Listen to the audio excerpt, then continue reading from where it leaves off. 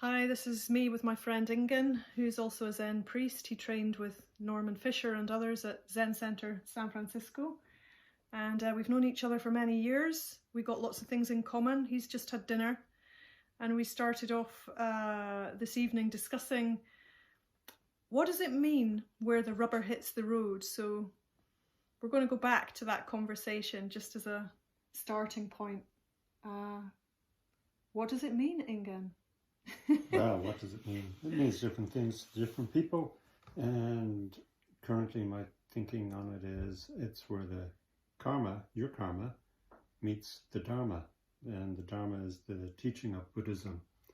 So that's where, or another way to look at it is where your karma meets your practice. What is your practice? Well, you're putting the Dharma into practice, or Dharma into effect.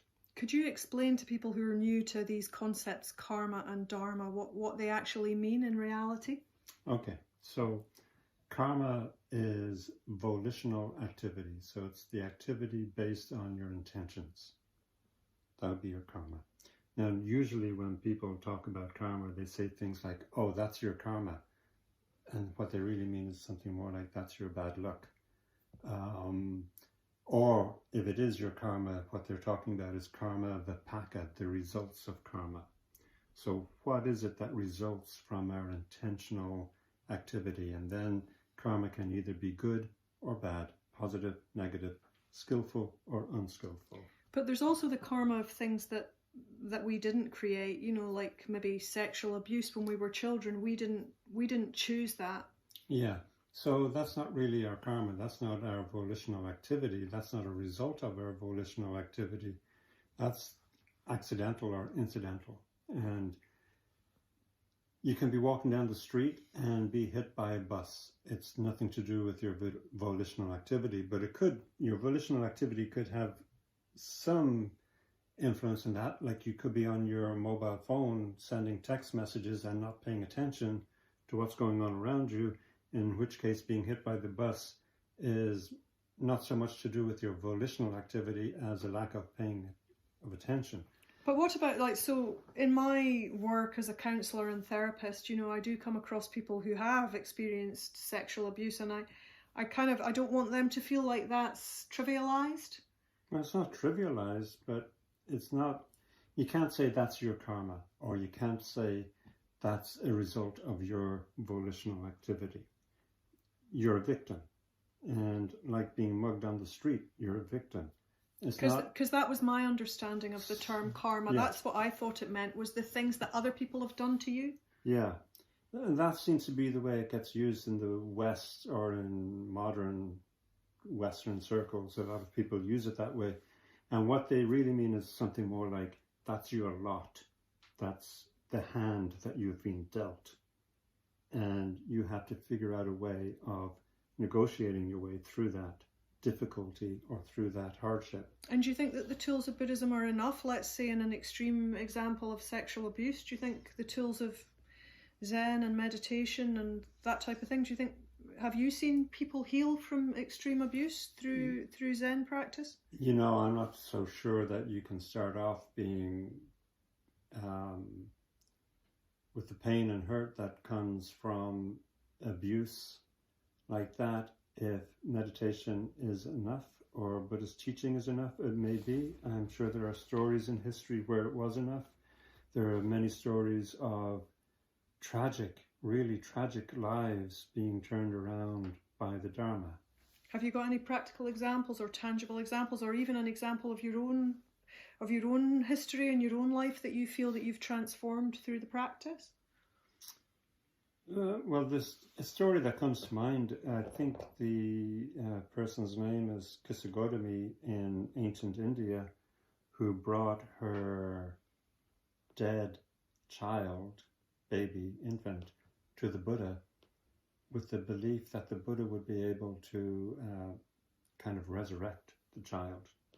Now, I'm not sure that the actual person was Kisagotami, but we'll say it was Kisagotami just for the sake of having a name. And to understand like the significance of the loss of a child in ancient India, where your children are your future, they're everything. So she was completely distraught by her dead infant, but she also had this belief, this faith that the Buddha, because she had heard stories about the Buddha and how great he was and what a brilliant teacher he was, somehow or other she had the belief that he could resurrect the dead child. And when she brought the dead child to him, he didn't say, no, I can't do that. And he didn't do it. He didn't resurrect it. The story doesn't go that way. It's not like one of these miracle working stories. But he did see that she was in a denial, or she was in some kind of fantasy that she was not facing up to reality. So he said, okay, I will do this for you if you can bring me a mustard seed from a household that has not experienced death. So she thought, great, I'll do this.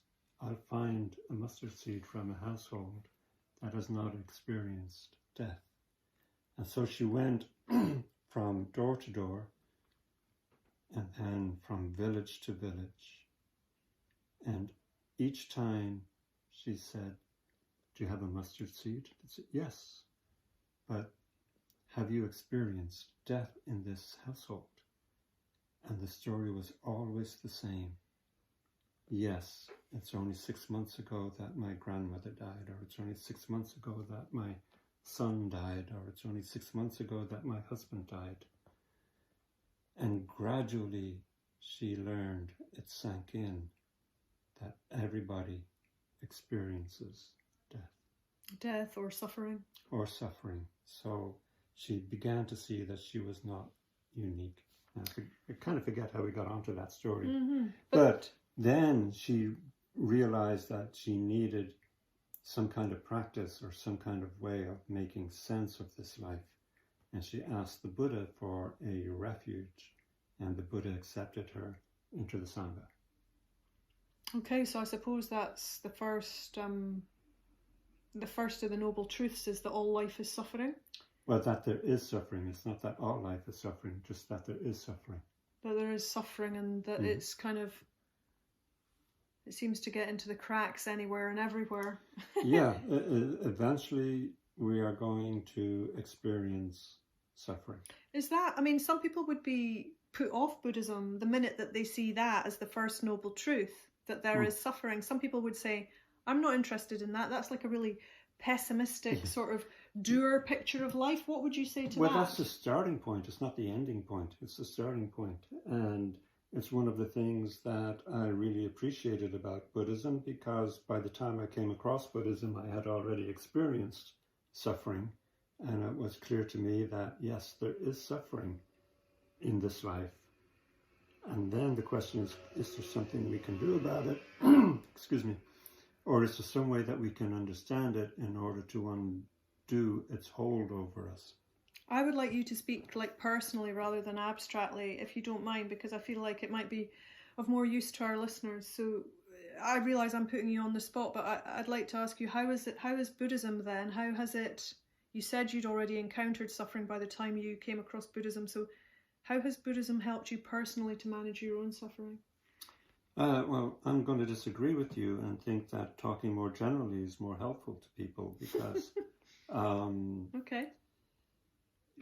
You know, we can all tell our stories of suffering and angst or whatever, and it may be helpful to people to hear about it, but you can hear so many of them. Will it really help? But understanding the general principles of Buddhism, I think, is more helpful. Okay. And so there's this... Yes, you got off the hook there. I did notice. I got off the hook. Yeah. I got myself off the hook. You got yourself off the hook. You tried to put me on it. Yeah. Okay. So if we understand that there is suffering, and then this was the driving point of the Buddha, he was living this life of luxury, and he went into, like, he was a son of a local chief or a local king, and he lived in a palace, and he was well protected and well insulated. You could say that he had everything that he needed at the time. But he became curious, so we say curiosity killed the cat. He became curious as to what life was like outside. And when he went outside, he encountered death. He saw a dead person. He hadn't seen one of them in the palace. He encountered a suffering person, and he encountered an really old, somebody who was decrepitly old. And each time his bodyguard or attendant who accompanied him into the outside world informed him that this was a fate that awaits us all. And so he says, oh, wow. How can life be worth living if this is the fate that awaits us all? So this is dukkha, this is dissatisfaction. How can you possibly find satisfaction in life when you know what's in store for you? And then on the fourth trip out, he went and he saw a wandering mendicant or somebody who was seeking to escape the rounds of suffering by ascetic practices. Ascetic practices are things like meditation, fasting. Yeah. And he asked his attendant, gosh, so there was something of an aura about this person, something of presence about this person. And he asked his attendant, what is this? Who is this? Can you explain this? And he said, this is a wandering mendicant, and he's seeking to escape the rounds of suffering and rebirth through ascetic practices. And he went back to the palace, and there must have been something about that person. And the Buddha-to-be, Siddhartha, said, maybe this is the way to solve the riddle. What is the cause of suffering and what is liberation from suffering? So could he attain liberation from suffering? And that's what Buddhism is about. The attainment of liberation or freedom from suffering, from dukkha. And in a certain sense, it sounds like you have to embrace suffering to be free of it, because the path of the wandering mendicant, the person who fasts and who meditates and who renounces pleasure and worldly goods, I mean, that's not an easy life. So it's almost like putting yourself in the direction of suffering to free yourself from suffering, it sounds like. It's a little bit like that. The Buddha wanted to understand the origin of this dukkha, this dissatisfaction, this perpetual need for something else. And his idea was that if he understood the origin of it, then he would somehow be free of it. And so he did a lot of meditation, and he studied under different teachers, and he could not find the answer that he was looking for with them. So he went off on his own, and he continued his investigation. And on one night, he claims to have understood the origin of suffering, and therefore what it is that leads to the cessation or ending of suffering. We're talking about suffering. The real word is dukkha, and dukkha really means dissatisfaction. It does include suffering that we understand, like grief and loss and whatever. But it also, perhaps more importantly, means discontent, dissatisfaction, never feeling completely at one with life, that we always think something is missing, something is lacking, that we don't have enough. So this dissatisfaction, that's the real meaning of dukkha. The etymological meaning of dukkha is the ill-fitting chariot wheel. So it's this sense that there's something not quite right about life, that we don't quite fit in, there's something wrong. How do we address that? And it's by understanding the origin of suffering that we become free of it. Or the origin of dukkha, we become free of it. And what is the origin? It's clinging to the notion of a separate self. So it's quite interesting. We construct this mental framework whereby we exist separately from everything. There is the universe and I am in it. The I is separate from the universe. So I'm guessing that, we were also talking about narcissism earlier, and I'm guessing that this is a type of definition of narcissism where you think you're at the center of the universe. And I would put to you that as children, we it's inevitable that we're going to, or I don't know what you think about that. I suppose there's a sense in, like, for me, there's a part of me that thinks that the child is the center of its own universe and creates a sense of separation. But I also think that children can have quite an enchanted experience of childhood where they might feel very connected to nature or to animals or even to their friends, and so they haven't really solidified the ego, and yet at the same time they also think that they deserve to have attention and to have everything given to them, which is what a child does. A child receives care and all of its material needs are met by caregivers. Yeah. Well, it's difficult for me because I'm not a psychologist, but how does this sense of separation and the sense of myself as being a separate entity or being, how does that evolve from the child that comes out of the womb? And we could say maybe it starts with painful experiences. Like if you're experiencing pain, then it's coming from the outside. I'm not too sure how it evolves, but we certainly move into a situation where we see ourselves or experience ourselves as being separate from everything around us. And that is the origin, that sense of separation is the origin of our dukkha or dissatisfaction, because we don't experience ourselves as being whole.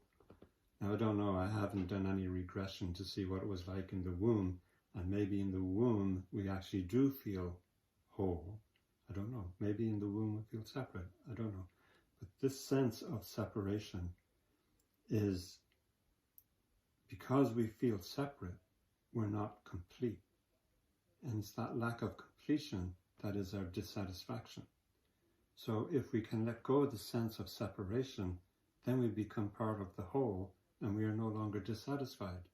But how do we let go? How do we transition from that sense of separation to letting go of that sense of separation? So I think many people are very attached to the sense of separation because they build a whole identity around that. Yeah. You know, likes and dislikes, friendships and enemies, political parties, the country that you belong to, the languages that you speak. I mean, it's endless. The lists go on. And all of these things are like little parts of a jigsaw puzzle, and you think this is me, and you've got a name, and then, you know, you sort of circumscribe it, and here I am, and it feels very solid. But what you're saying is that it's not solid. Right.